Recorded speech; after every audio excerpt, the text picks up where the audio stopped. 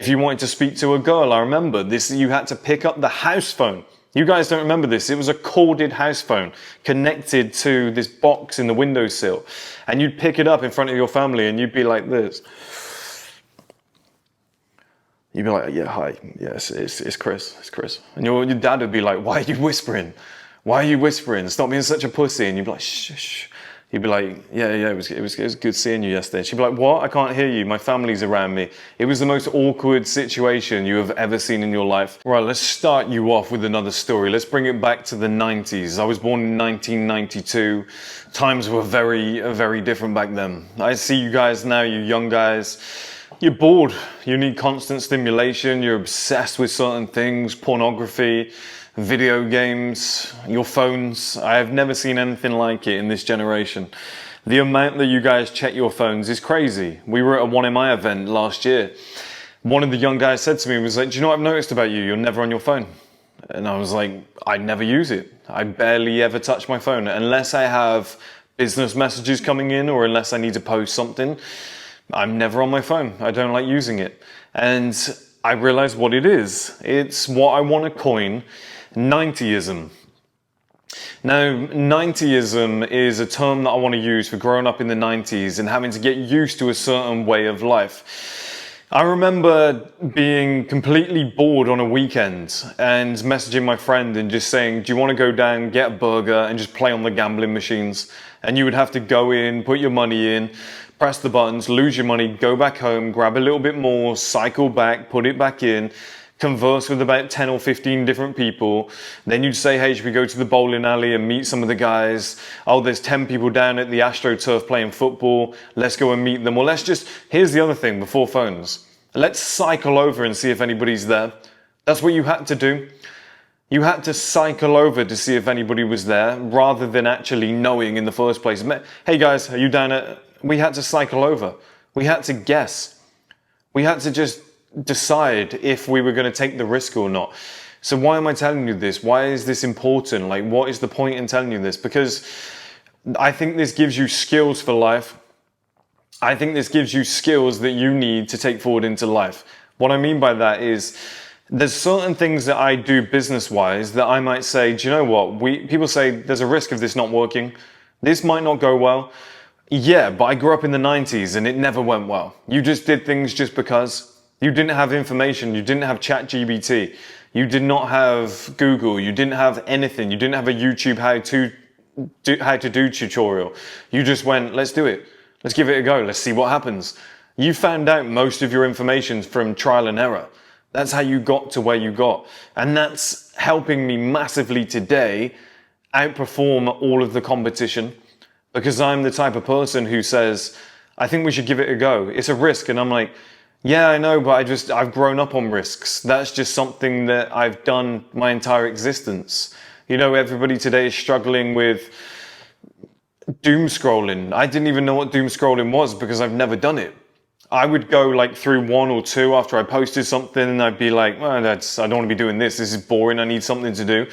And I would just put my phone down straight away.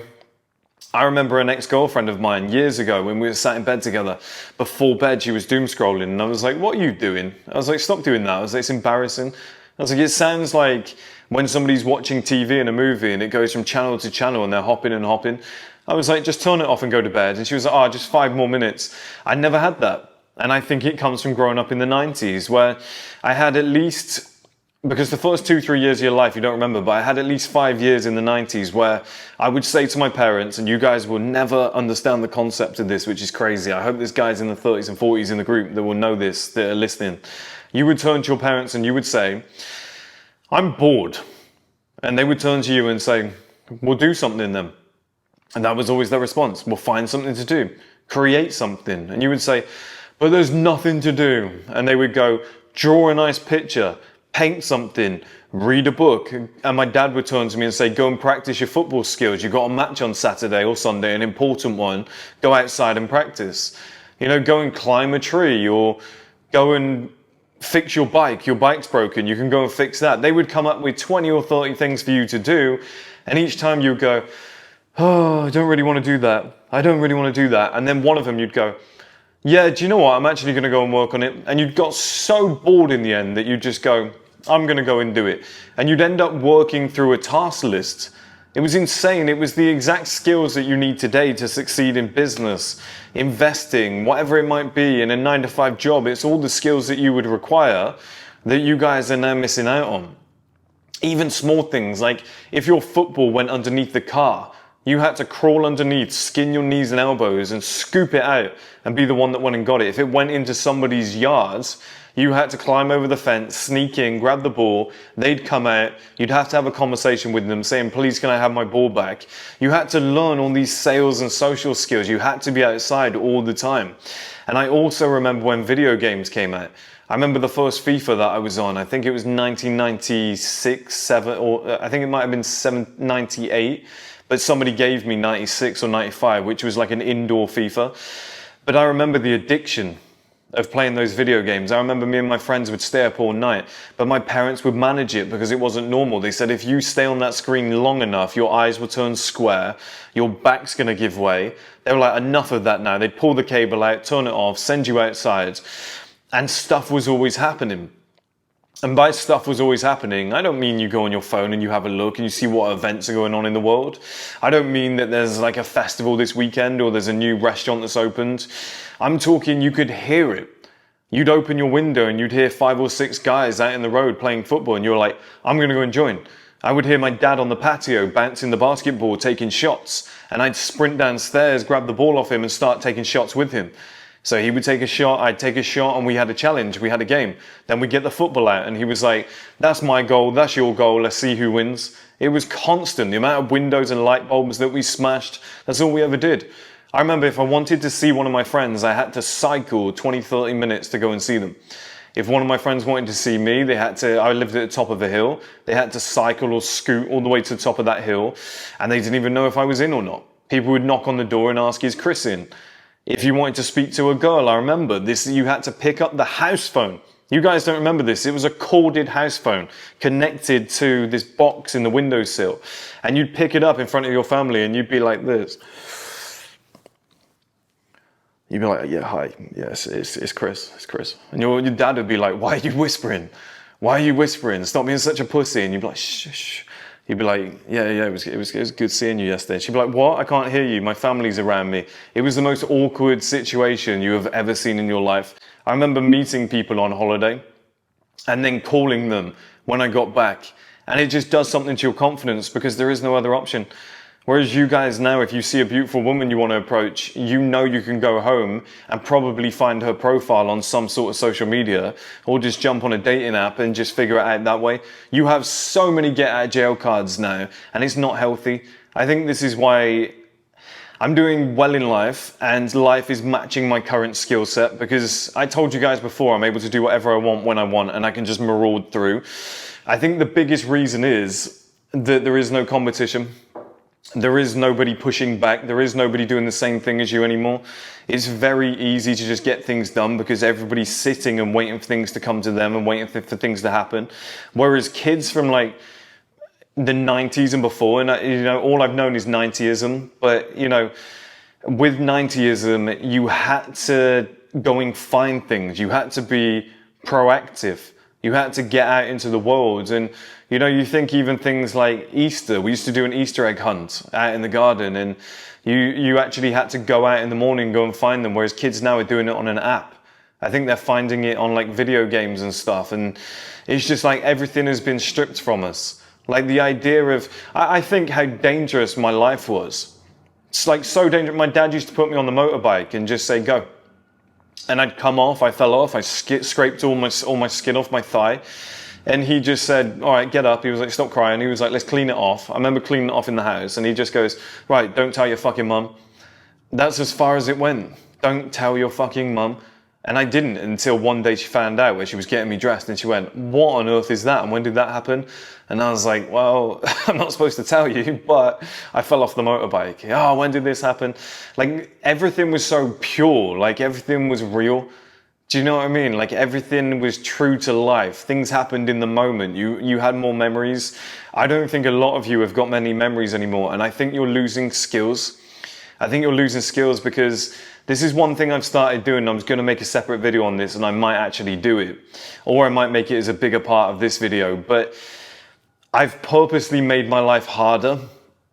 So certain things, like if I have a calculation to do, I'll reach for my calculator on my phone and then I'll go, no, do it in your head first, because otherwise you're going to lose your skill to do that. You know, if people who have traveled with me know that I don't use the map as much as I should. I try and read road signs. People don't look at road signs anymore. I try and read road signs. I try and guess. I try and get lost. I go to new places and I'm like, let's just walk around. Like, let's just try and get lost. And I struggle to get lost because I have a GTA spinning style compass in my head. If I walk that way, and I know we came from that way, even though I walk that way, my compass is still like that. So wherever I go, it's just a built-in thing. I think it's a 90ism thing. I always know how to get home or back to where we're supposed to be. And I just try things like that all the time. And I think that lack of skills, like, you guys have probably seen in the content, like, I'm good at sprinting, I'm good at football, I'm good at like muscle ups, I'm good at like calisthenics, lifting weights and stuff like that. I'm good at a lot of different sports, and it's just because as a kid you were bored, so you just tried everything. You were like, let's do some skateboarding. You were bored and you'd say, let's go to the ramps. You were bored and you'd say, I might try and get good at cricket. You were bored and you went fishing for the day. Like, you ended up getting, or you'd say, Dad, can you show me how to make a fire? Like, my dad once went and got these, not bamboo, they were like these long kind of sticks on the tree. They were quite thick. And he bent them, put a gap into the side of each one, put some blue rope in that he had in the garage, tied it top and bottom, and we made a bow and arrow. Literally made a bow and arrow with my dad because one day we were bored and we didn't know what to do. I remember one night, my dad put some food out because we had badger sets at the top of the garden, and my dad put some food out. And as we went to bed, we turned all the lights off and whatnot, and he shined this torch down, and there was badgers everywhere. I remember watching that. I remember being sat with my sister and we were watching it, and he was like, we're going to get them, we're going to spot them, we're going to bring them out, we'll leave all the food out and we'll spot them. Like, that was a thing that we did. Like, my dad teaching me how to fish at 4 years old and having all these life skills. Like, that's 90ism. You guys don't have that anymore. And my advice to you guys, something you can actually do off the back of this, something that is actually proactive, is to make your life purposely harder. Just because you have hot water doesn't mean you should use it. Just because you have a calculator on hand doesn't mean you shouldn't try and do it yourself in your head first. Just because it's cold, wet and windy doesn't mean you shouldn't get up and go for a run. Like, these were things that we had to do. If it was raining, there were no regular buses. There wasn't an Uber. If we were hungry and we wanted food, I had to get on my push bike, cycle down to the nearest shop, grab food, cycle back, and then cook it myself. And you guys now can just order on an app. And I see it in this building every single day. It's this building is heavy with Asian students. I'm telling you now, if you're a developer and you're making houses and apartments in the future, build them with the smallest kitchen you have ever seen in your life, like a tiny stove that might get used. There is no point having a big kitchen cabinet anymore. There's no need. Nobody uses it. Bathroom, tiny kitchen, massive games area, a TV that comes out of the wall so you can lie in bed and watch it. That's all these guys do. Every single day they're in their slippers and pajamas, they walk downstairs, they order food, they bring it back upstairs. And the other day I saw a guy doing it. And I'll be honest with you, as extreme as this sounds, I don't want to be that self-improvement guy where 24/7 has to be self-improvement. But it made me a little bit sick. I'll be honest with you, I looked at it and I just thought, this is the softest thing I have ever seen in my life. A grown man who is paid another man on an app to come and bring him food. And I don't want to be that guy that's like, men used to hunt and go to war, but we did. We did used to hunt, and now we've got a guy bringing us food, and that's what did it for me. It was a little paper bag, and he was like, there we go. And it was a soft little hand exchange. They didn't speak to each other either. That's the weird thing now. People hand it over and they just take it and walk off. People get Ubers to sit in the back on their phone the whole time. They don't talk. We're losing so many skills. You know that film WALL-E, the animated film? That's what everyone's going to become. And it's such a shame. Like, when I say to you guys, like, people ask me all the time, like, how do you attract women? And I'm like, I have conversations with people on a daily basis. And they go, what, on a dating app? I'm like, no, in person. And they go, so you cold approach? I'm like, no, I just have conversations with people, or at least I used to before a relationship. I was like, I just talk to people. Anybody I saw that was relevant, I just have a conversation with them, and it went from there. And like you see people 2, 3, 4 times, and then something evolved. But like, that's so normal to me for 90ism, but you guys didn't really have that. And I think one thing you guys need to do is go and research what it was like in the 90s. Everything you do, strip it back. You know, certain things like, like I have a TV in my house, but it was purely for when I was dating and girls used to come back and we used to watch something on TV. Outside of that, I wouldn't have had one because I don't watch it. I don't watch it, but I have the discipline because I was born in the 90s to not have to watch it. Whereas some people wouldn't be able to leave it alone. You know, I have the discipline to set myself targets. I have the discipline to just go for a run in the rain because it's not different to me. When I had football training, I used to go running around in the rain in some boggy park. And it just, you know, you got home, you chucked yourself in the bath, showered off, went to bed, woke up in the morning, straight back to school. Like, it wasn't hard, but it was a lot harder than what it is today. Like, we had to walk pretty much everywhere. Anywhere you wanted to go, you had to cycle or run.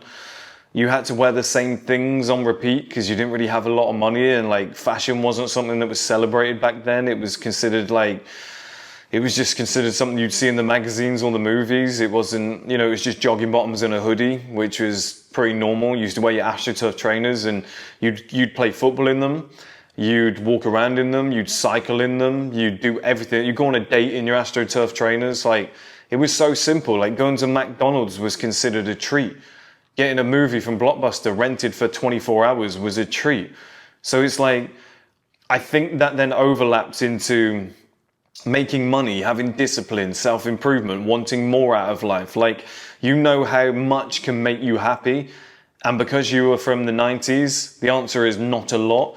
Like, I don't need a lot to make me happy. I always talk to you guys about, I just have a coffee in hand and I go for a walk. And some of you are like, I don't want to work all my life just to have a coffee and walk around. And I'm like, well, what do you want? And they get Lamborghini, Bugatti. And it's like, I'm telling you guys, you don't want it. You'll want it for a week. You'll take some pictures, you'll get some women, you'll drive through the town and you'll feel great. And then after that, you'll go, oh, okay, I'm kind of bored again. Like, what do I do next? That's the key to 90ism, is we would be bored out of our minds. We would say to our mum, we're bored, and she would jump in the car, take us with her, and we would go to an arts and crafts store and buy some felt tip pens, everything, just fabrics, glue sticks, stickers, these wooden sticks. We used to eat an ice cream, save the sticks so that we could build something out of it. Like, this is the extent that it got to, because people knew that they'd be bored. People had real skills. Like, I know things today about mechanics or, you know, fixing a house, or because I just sat with my dad and did it. Like, we would go and get 2 conkers off the tree. If you don't know what conkers are, then you need to get outside. But we used to get them off the tree, drill a hole in them with his drill, tie a shoelace from an old pair of shoes in it, and then you had a conker on a string and you'd play against each other. Like, I'd try and break his one, he'd try and break my one. Like, that was considered entertainment. I think that personally does something to your brain. I think it makes you more creative. I think it gives you certain skills that guys and everybody's lacking today, but you guys are lacking today. And I think the answer to it is to scale everything back and start looking at it as 90ism and just saying, how can I purposely make my life harder? Now, it doesn't mean sacrificing speed, because speed is everything. So if you need speed, if you need a certain piece of software, don't go back in terms of technology if you've got to use it for your business and whatnot. But just scale back in your life. Like, I went for a walk earlier for an hour and I just didn't take my phone. I do this regularly. I left my phone, I just went for a walk. That would kill some people. I came back, went to the toilet, made some food, and went, oh, my phone, I actually forgot about it. I had a couple messages, I replied to them, I put my phone back down. That's all you got to use it for. It's so simple. Like, the first 6 months in this place, I didn't have a TV. All I did was read books, which I'm happy doing now, to be honest. I just sat, read books, went for a walk, went and got on the train and traveled into Mayfair and just walked around and just looked at the nice stores and just marathon mindseted people and just went on a few dates, and that's all I needed. I didn't need too much, whereas some of you guys need constant stimulation.